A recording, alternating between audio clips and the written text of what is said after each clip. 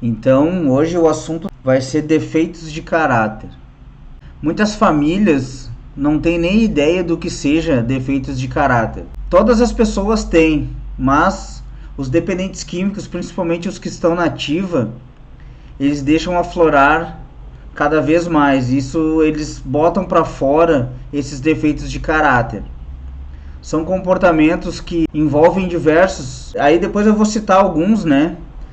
São comportamentos que prejudicam tanto a eles, os dependentes químicos, quanto a família, quanto todos os que estão em volta deles, na volta deles, né? Principalmente os que estão mais próximos.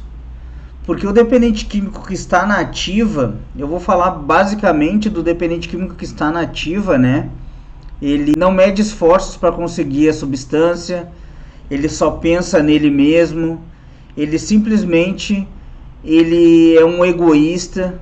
Eu fui um egoísta e com certeza ele tem muitos defeitos de caráter, coisa que esse defeito de caráter ele não é comentado muito por grupos de apoio. Eles não tocam muito a fundo nesse assunto.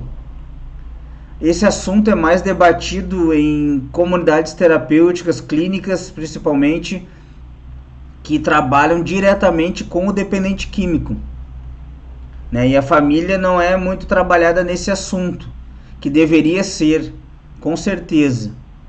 Mas eu estou aqui para tirar todas as dúvidas de quem está ao vivo, de quem vai ver depois. Então, com certeza, defeitos de caráter é um assunto muito importante na vida da família e de quem vai levar uma vida em recuperação, porque com certeza a família controlando esse dependente químico após a internação, após o tratamento, vai ajudar muito que esse dependente químico consiga viver uma vida em recuperação por longos e longos anos, uma vida tranquila, que a vida em recuperação nada mais é que o fazer o simples.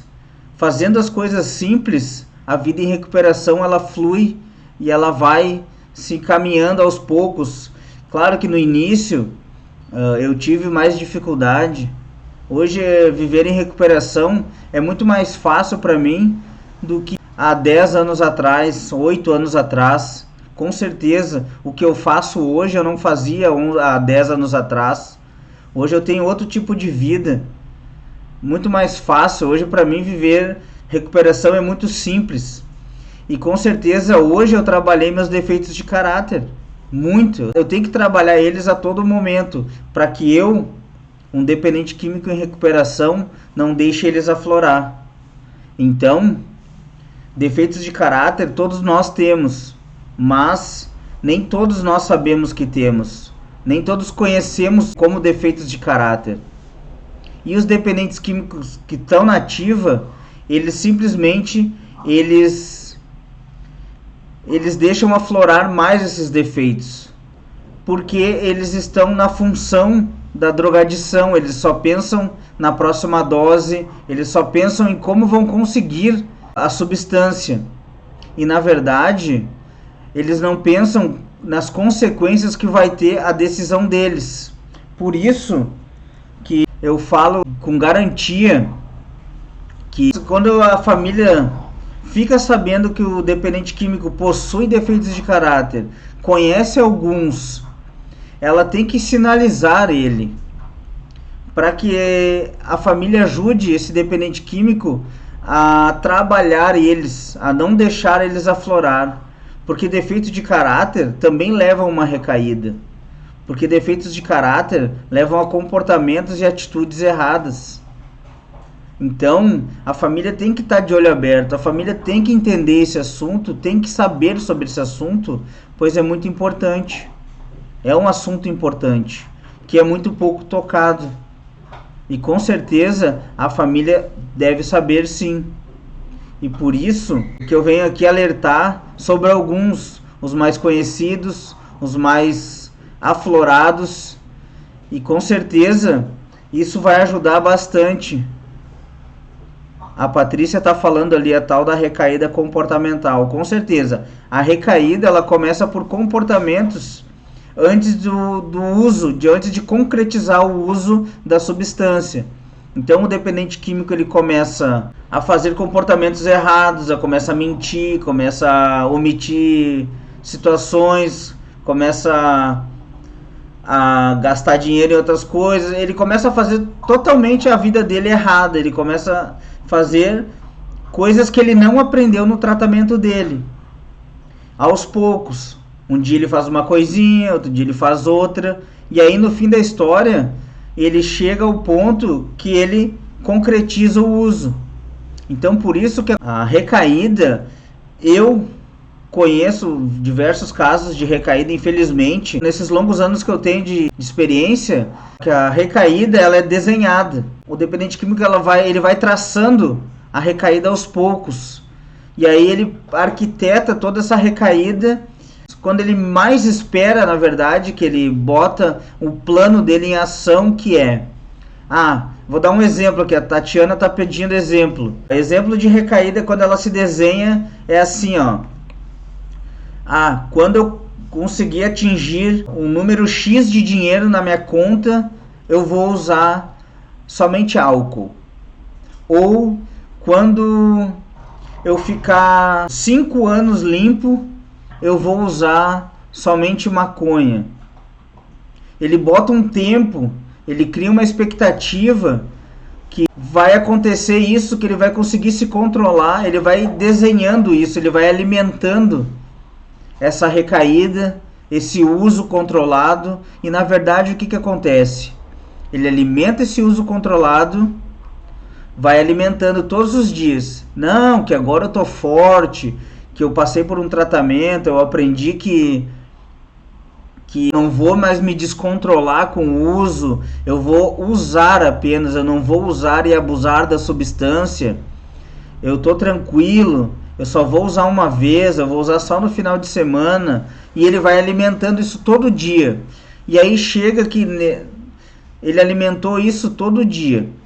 E ele arquitetou essa recaída para 5 anos, que ele nem considera uma recaída. Só que de tanto ele alimentar essa recaída, esse uso, essa curtição dele, acontece muito antes do tempo. Então, muitos casos, eu já presenciei de irmãos de caminhada meu que falavam que não, que daqui a 5 anos eu vou estar tri bem, vocês vão ver. E no final da história, eles não aguentaram viver em recuperação. Com certeza, eles tinham algum plano mirabolante na cabeça deles, que eles arquitetaram isso.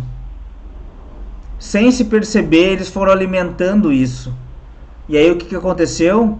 Eles recaem, eles usam a substância. E aí, na maioria dos casos, eles acabam usando a substância apenas uma vez. Só que daí eles zeram toda aquela caminhada deles. Eles acabam perdendo o convívio que eles tinham com os irmãos de caminhada. Eles zeram tudo. E aí para eles retomar toda aquela caminhada, eles vão ter que fazer um novo tratamento voltado à estaca zero. Tá? Então a Patrícia está dizendo aqui: você não acha possível um dependente de outras drogas usar somente álcool? Então eu não acho. Até porque o álcool, vamos dizer assim, ó, o sujeito é dependente de cocaína. E ele parou de cheirar cocaína e ele ficou um longo tempo, ele está 1 ano, vou dar um exemplo, estou dando exemplos, ele está 1 ano sem beber, sem cheirar, sem nada. E aí nesse meio tempo ele decide tomar alguma coisa de álcool. Quem sabe na primeira, na segunda vez não aconteça nada, ele só fique no álcool. Mas esse álcool vai despertar lá na memória química toda aquela falsa sensação de prazer que ele tinha, de que quando ele bebia álcool, ele vai associar aqueles velhos comportamentos de quando ele bebia, ele saía para cheirar cocaína. E aí ele não vai se controlar. Ele vai se controlar 1 ou 2 vezes, ou quem sabe nenhuma. Na primeira ele já faça o uso de todas as substâncias que ele tinha de preferência. Então, Eu não aconselho dependente químico que parou de usar drogas a somente beber.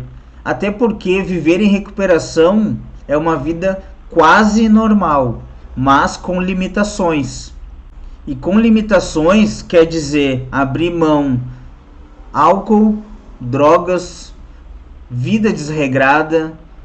Viver em recuperação é simples, mas tem regras. Alguns momentos não sair para festas, virar a noite em baladas. É porque cada um sabe tem o seu relógio, vamos dizer que nem o seu relógio.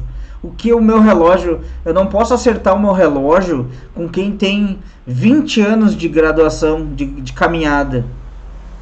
Como quem tem 1 ano de caminhada não pode acertar o relógio dele pelo meu, que tem 11. Então cada um sabe o que pode fazer, mas tem alguns comportamentos que são clássicos, que não se deve fazer. Sair na noite, voltar a beber bebida alcoólica. Esses comportamentos, se colocar em situação de risco, esses comportamentos são clássicos. Você deve evitar eles, porque viver em recuperação faz parte abrir mão de tudo aquilo que você achava que sentia prazer. Você tem que, para você viver em recuperação, para o seu familiar viver em recuperação, ele tem que aprender a sentir prazer com outras coisas da vida, que no caso é ir num restaurante, fazer um passeio, tomar um sorvete. Isso ele tem que aprender a dar valor para outras coisas na vida dele. E não, se eu não beber uma cerveja eu não vou ser feliz. Isso que tem que, o dependente químico, ele tem que sair enraizado do tratamento dele. Que ele não precisa mais do álcool para ser feliz. Que ele não precisa mais só da maconha, se ele é cruzado, usa maconha e cocaína, que ele não precisa mais fumar maconha para ser feliz, para fazer as coisas do dia a dia. Ele tem que aprender a ser feliz, a dar prazer às coisas simples da vida dele. Família, dar um passeio, fazer um esporte. Isso ele tem que aprender a dar valor, que a partir do momento em que ele der valor para essas coisas, ele vai viver uma vida em recuperação. Aqui a Patrícia está dizendo: meu marido dependente de cocaína ficou uns 6 meses limpo e voltou só a beber. Patrícia, são casos e casos, eu estou generalizando aqui, mas o que pode acontecer e o que é 95% das estatísticas é que infelizmente o teu marido voltou a beber e a chance dele voltar a usar cocaína é bem grande. Por isso agora tu deve incentivar ele, tentar fazer com que ele pare de beber sem precisar internar ele, já que ele voltou por si só. Talvez ele pare de beber, tu explica para ele, mostra para ele que tem uma memória química, que ele vai ativar essa memória química e a qualquer momento ele pode sair compulsivamente atrás da droga de preferência dele, que é a cocaína, tá? O Fábio entrou aqui na live, boa noite, Fábio. A Tatiana tá falando: então voltar a beber é desenhar a recaída. Para mim, do que eu tenho experiência, no meu ponto de vista, é desenhar a recaída sim. Pois quem volta a beber, primeiro que já não vive em recuperação. Viver em recuperação não faz parte bebida alcoólica. Recuperação, tu toma uma água, toma um refrigerante, toma um suco, tu se alimenta bem, faz um esporte. Isso é viver em recuperação. Tem o tripé da recuperação: trabalho, oração e disciplina. Porque a partir do momento em que ele beber, o dependente químico voltar a beber, ele vai começar a manipular as situações. E a manipulação são defeitos de caráter. É um defeito de caráter. E aí ele vai mentir que tomou só uma. Aí ele talvez vai beber na rua. Vai começar a chegar tarde em casa. Então tem que pensar assim: não deve beber. Dependente químico que fez tratamento ou que parou de usar tudo, não deve voltar nem somente com bebidas alcoólicas, porque com certeza a chance dele voltar a usar a substância que ele tinha de preferência é muito grande e a compulsão e a impulsividade volta com toda a força, porque parece que o dependente químico quer tirar o atraso daquele tempo que ele ficou em abstinência. Então o dependente químico também tem a parte dele, tem a responsabilidade dele, que é respeitar as situações, respeitar o tratamento, respeitar a doença. E se o dependente químico não aprendeu isso direito no tratamento dele, quem fez tratamento, quem vai em grupo de apoio AA, NA, é bem explícito, é bem falado que você deve respeitar a sua doença. E quem não respeita, volta a zerar o tratamento, volta a se internar em uma clínica, volta a se internar numa comunidade terapêutica, volta a fazer tudo de novo, porque já aprendeu o caminho. E o caminho é viver em recuperação.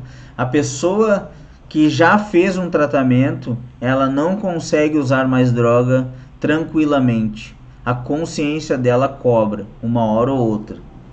A Tatiana está falando aqui. Muitas vezes o usuário de cocaína tem como álcool como droga de preferência, mas ele nem se dá conta, porém cheira para conseguir beber mais. Não é assim? Com certeza. Muitas vezes a cocaína não é a droga de preferência dele, o álcool é, porque ele bebe tanto que ele acaba cheirando uma dose de cocaína para se manter lúcido e continuar ali naquele bar, naquela festa, não importa onde que seja, continuar bebendo, dançando, conversando, enfim, ele acha que ele precisa beber bastante para se manter feliz, e para ele beber bastante ele tem que usar a cocaína, porque ele não vai chegar um ponto da noite em que ele não vai conseguir manter somente bebendo, ele vai ficar bêbado uma hora, então ele usa a cocaína, que a cocaína ela é estimulante, ela acaba cortando o efeito do álcool, e aí a cocaína resseca a garganta, dá mais vontade de beber, ela tranca, enfim, uma coisa leva a outra, e aí esse dependente químico ele bebe cada vez mais, cheira cada vez mais, e assim ele vira uma noite, um dia, cheirando e bebendo, e achando que está fazendo certo, que está aproveitando ao máximo essa noitada. E na verdade não é. Na verdade ele está somente se aprofundando no vício dele, se afundando cada vez mais, está virando um escravo, porque ele começa a fazer isso uma vez por semana. Aí ele já começa a fazer, depois de um tempo, 2 vezes por semana. Daqui a pouco ele está criando motivos para beber, para comemorar alguma coisa. Ou ele bebe porque ele está feliz, ou ele bebe porque ele acha que está triste. Então tudo vira um motivo para quê? Para beber e cheirar. Então por isso que quem quer viver uma vida em recuperação não bebe, não usa droga, aprende a sentir prazer com outras coisas. E isso é o que eu tenho para dizer aqui, sobre os defeitos de caráter. Que o dependente químico que está na ativa, ele deixa aflorar os defeitos de caráter dele. E não são poucos. Eu vou falar alguns. A manipulação, as mentiras, a impulsividade, a compulsividade, a procrastinação, o orgulho e a vanglória, porque dependente químico acha que está fazendo certo, que é bonito isso, ele se vangloria da ativa dele. E o que tem de bonito nisso?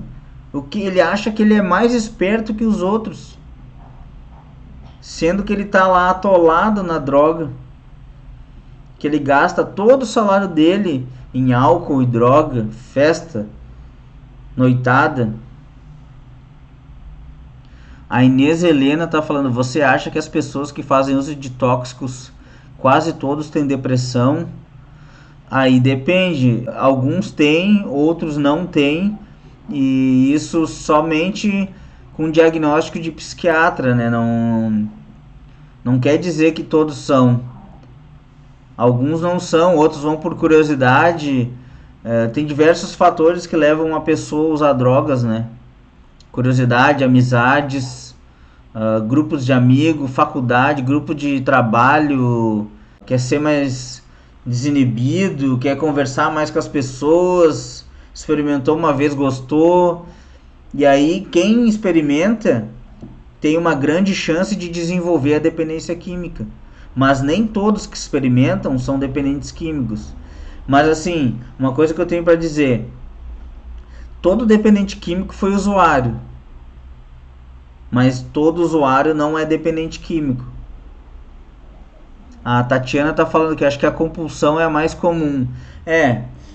Defeito de caráter, todo dependente químico é compulsivo. Ele quer mais, cada vez mais, e ele não vê barreiras para isso. Ele simplesmente ele não vê fim, né? Enquanto ele tiver dinheiro, enquanto ele tiver algo que valha valor para ele trocar, vender, ele tá lá, firme e forte na jornada dele de drogadição da noite, do final de semana. Então, a compulsão, acredito que todo dependente químico é compulsivo pela droga. Somente o usuário, quando ele está no início da drogadição dele, ele não é compulsivo. Mas a partir do momento em que o dependente químico já está num nível avançado da doença, ele é compulsivo sim. Ele não vê horário para começar a se drogar e muito menos para parar de se drogar. O De Castro Alex, o Alex de Castro está falando aqui, mas tem como influenciar a pessoa a parar de usar? Tem como influenciar sim. Na verdade, o que eu prego, na verdade, assim, para as pessoas, o que eu tento passar de ensinamento para as pessoas é que se deve influenciar o seu familiar dependente químico a tentar parar do uso e abuso de substâncias. E para começar essa influência, você deve falar primeiro com a parte emocional dele. Não adianta você cobrar que ele seja uma pessoa racional, que ele não vai conseguir tomar decisões racionais, porque ele está totalmente tomado por esse mundo da substância. Então ele não pensa direito, ele não decide nada direito, porque ele está envolvido somente no mundo da drogadição. Mas é possível influenciar assim, com calma, conversas claras e objetivas, indo aos poucos. Tem um passo a passo para isso. Claro que deve ser feito com muita calma, sem brigas, sem xingamentos. Com certeza as coisas acontecem. Claro que você não vai começar a conversar com seu familiar dependente químico para ele se internar ou para ele buscar um tratamento e vai acontecer isso da noite para o dia. Não é assim que funciona. Mas, aos poucos, a família consegue influenciar um dependente químico. Claro que chega um ponto, muitas vezes em casos extremos, o dependente químico precisa de uma internação involuntária, ele não quer ir de jeito nenhum, mas ele já está a ponto de fazer besteira, ele já está cometendo pequenos delitos, ele está roubando dentro de casa, ele está enlouquecendo todo mundo. E aí a família, num caso mais desesperado, ela pega e interna ele. Claro que no começo ele vai se revoltar, vai achar totalmente ruim, vai achar que a família está contra ele, mas na verdade a família só quer o bem dele. E isso, ele vai passar 1-2 meses internado e vai chegar um ponto que ele vai entender que aquela internação foi o que melhor aconteceu para ele naquele momento. Porque com certeza, um dependente químico na ativa nos dias de hoje, a tendência é conhecer os 3C. Não sei a ordem que ele vai conhecer, mas com certeza ele vai conhecer, que é a comunidade terapêutica, cadeia ou cemitério. Isso é muito grande o índice de acontecer, de conhecer um desses 3C. Eu conheci só a comunidade terapêutica. Eu nunca fui preso e tô vivo. Mas, com certeza, se eu tivesse usando desde a época que eu tava lá na minha ativa, hoje com certeza eu não estaria vivo. Hoje eu não estaria vivo. Porque com certeza eu ia arrumar dívidas, eu ia ter desavenças e eu ia pagar como? Com a vida. Eu ia servir de exemplo para os outros. Então, se você tem um familiar que desenvolveu a dependência química e ele simplesmente tá no início, começa a influenciá-lo para que ele mude de vida, para que ele se torne uma pessoa melhor. Você tem que mostrar os caminhos para ele. E a família deve buscar o máximo de conhecimento sobre a doença. Conhecimento é a chave de tudo. E esse conhecimento é primordial para que o dependente químico seja instruído para a melhor forma de tratamento. Seja ela voluntária, involuntária. Entendeu? Então as coisas têm que ser assim. A família busca o conhecimento, começa a dialogar, buscar um convívio familiar novamente, porque o convívio familiar está totalmente destruído nessa família. Porque um dependente químico na ativa, ele simplesmente destrói com toda a família. Porque ele só pensa na rua, ele só pensa na droga, ele só pensa na correria. Ele está totalmente tomado pela substância. E aí o egoísmo dele toma conta dele, a família adoece junto com ele. A Inês está falando, o problema é que eles veem a família como um inimigo, estão sempre armados na defensiva. Sim, isso é certo, tá certo, Inês. O dependente químico, ele enxerga a família como um inimigo, porque a família muitas vezes acaba não dando dinheiro, acaba cortando as facilitações dele. Ele acaba achando que a família quer prejudicar ele porque a família não dá dinheiro para ele se drogar, não dá mais nada para ele, acaba cortando tudo que ele tinha de bom e de melhor. E isso ele acaba achando que a família está contra ele. E na verdade não é. A família está desesperada, muitas vezes sem saber o que fazer. E aí o que ela faz? Ela corta tudo, acaba deixando ele de lado, porque ela não sabe o que fazer, ela não sabe onde pedir ajuda, onde procurar. E aí o dependente químico, o que acontece? Ele pede só dinheiro, ele só vê a família como um cofre. Quer dinheiro, quer dinheiro, quer dinheiro, vende tudo que tem na mão dele, trabalha às vezes para sustentar o vício, mas ele não ajuda em casa e não faz mais nada. Muitas vezes não toma mais banho, ele largou de mão a autoestima dele porque ele acha que a família quer prejudicar ele. Ele não tem mais regras. Então por isso que eu falo, a família deve começar a cortar as facilitações. A família deve cortar as facilitações, impor regras, limites, porque assim, os donos da casa são os pais, o pai e a mãe. Mas como eu vou fazer isso, Diego? Assim, se seu filho chega de madrugada, quer comer? Não vai comer. Tu quer comer, tu vai jantar com todo mundo junto. A partir do momento em que ele ficar com fome, umas 2, 3 noites, ou ele vai comer na rua, dar um jeito de comer na rua, ou ele vai chegar no horário para comer.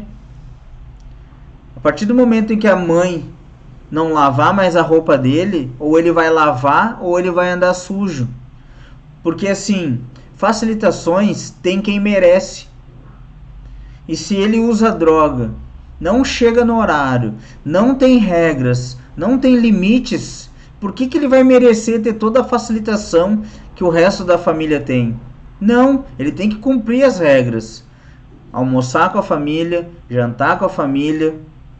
Eu sei que é difícil, é bem difícil para pai e mãe fazer isso, mas isso já é um começo de mudança, porque a partir do momento em que a família mudasse esses comportamentos, o dependente químico vai se sentir na defensiva, ele vai chegar e vai dizer, ele vai pensar, pelo menos pensar em algum momento de lucidez dele, que poxa, tá acontecendo alguma coisa. Antes eu chegava de madrugada, eu entrava em casa, tinha comida, agora não tem mais. Ou agora eu não tenho mais roupa limpa. Antes eu ganhava um calçado, agora eu não tenho, tô só com um rasgado. Essas coisas que vai fazer com que o dependente químico, uma hora ou outra, enxergue que ele vai ter que mudar de vida, porque ele não se encaixa mais na família. Então, eu sei que não é fácil para a família fazer esses cortes, essas mudanças de comportamento, mas elas são necessárias. E claro que a família deve influenciar o dependente químico a todo momento, porque a família tem duas escolhas: ou participar da solução ou abrir mão largar de mão o problema, deixar por conta própria. E aí, a partir do momento que você participa da solução, você tem que buscar o conhecimento, se engajar com a causa, que com certeza as coisas vão dar certo. Mas se você abrir mão, lavar as mãos, como é dito, pode ter consequências. De repente, seu filho vai ter coragem para ir morar na rua, vai ter coragem para ir roubar. E aí, você quer ver seu filho morando na rua? Você quer ver seu filho ser preso? Talvez você pode ver seu filho até morto. Então, a família tem que decidir o que ela quer. Se ela quer participar para que o dependente químico mude de vida junto com a família, porque a família também tem que mudar, ou a família vai abrir mão, vai largar de mão, vai deixar as coisas acontecer. Então, é isso que eu tenho para dizer. A Inês está dizendo que é muito difícil internar um dependente. Os próprios programas de autoajuda querem que eles se tratem sem internação. Eu passei por isso há pouco tempo. Apoio do governo, secretaria. Pouco apoio do governo, Secretaria da Saúde. Eu acredito que assim o governo não apoia tanto quanto deveria, né? Porque é uma doença. Mas se o caso já é crônico e você não consegue mais fazer com que ele vá voluntariamente se internar, talvez você tenha que apelar para uma internação involuntária, aonde ele é resgatado na casa dele ou no local que você decidir, é levado para um centro de tratamento, uma clínica, uma comunidade terapêutica, e aí ele só sai de lá se ele fugir, se ele tiver alta ou se você buscar ele.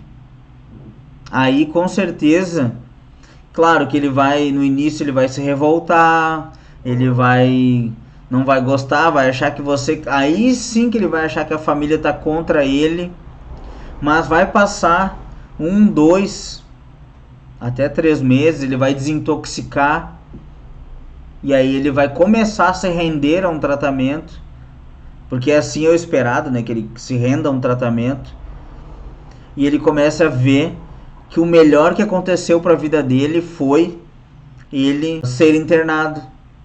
Eu tenho caso aqui de uma mãe que está no meu grupo do Telegram, que ela internou o filho involuntariamente. Ele se revoltou contra ela por 2 meses, ele ficou 6 meses internado. Nos primeiros 2 meses, ele estava revoltado, ele não queria ver ela, e simplesmente ele estava tendo crise, ele estava mal psicologicamente, estava muito abalado. Mas do 3º mês em diante, ele aceitou aquele tratamento.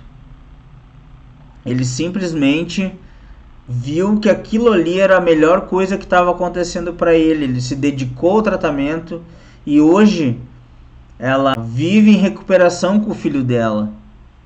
E isso é muito satisfatório para mim, saber que eu consegui ajudar a influenciar uma mãe, a ajudar a influenciar o seu filho a se internar, a fazer ele viver em recuperação como eles estão vivendo. Isso é muito gratificante. É muito bom ouvir as palavras delas dizendo que ela está muito feliz, ela me agradeceu, e isso não tem preço. Isso só quem faz sabe quão bom é receber muito obrigado dizendo que está muito feliz que o filho voltou para casa, que está dando tudo certo. Então aqui a Inês está perguntando se eu conheço o programa de amor exigente. Sim, eu conheço. frequentei bastante reunião de amor exigente, ajuda bastante a família, sim. É muito importante que a família frequente o amor exigente, mas o amor exigente, ele ajuda muito. Só que tem dito lá que assim, ó, eu te amo, mas não aceito o que tu faz. Então, eu concordo com isso. O pai e a mãe continuam amando o filho, mas eles não vão aceitar que o dependente químico continue na ativa, continue roubando, continue mentindo, continue manipulando. Não, eles não vão aceitar isso aí. Eles só vão aceitar o filho deles a partir do momento em que ele se tratar, que ele voltar a ter uma vida normal, vamos dizer assim, com limitações. Mas, com certeza, no amor exigente, as famílias são bem encaminhadas para lidar com o dependente químico. Isso é muito, muito importante, a família ter esse apoio. E muitas famílias acabam abandonando o programa após um tempo.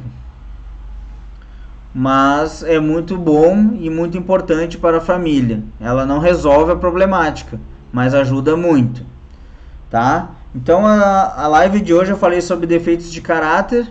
Eu vou repetir, na verdade, que é manipulação, mentira, impulsividade, compulsividade, procrastinação, orgulho. Esses são os principais, são os que mais o dependente químico aflora, principalmente o que está na ativa. O dependente químico que está em recuperação, ele deve evitar aflorar os defeitos de caráter dele, até porque ele aprendeu que ele não deve aflorar, porque esses comportamentos errados, defeitos de caráter aflorado, podem levá-lo a uma recaída. Tá, pessoal? Então, se vocês têm mais alguma pergunta, pode mandar aí.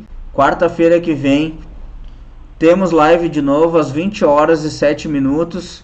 Quem não é inscrito do canal já segue aqui, @primeiro dia da minha nova vida. Temos um canal no YouTube, Primeiro Dia da Minha Nova Vida, e página no Facebook, Primeiro Dia da Minha Nova Vida. Segue lá, fiquem com Deus, uma boa noite e vem para a recuperação.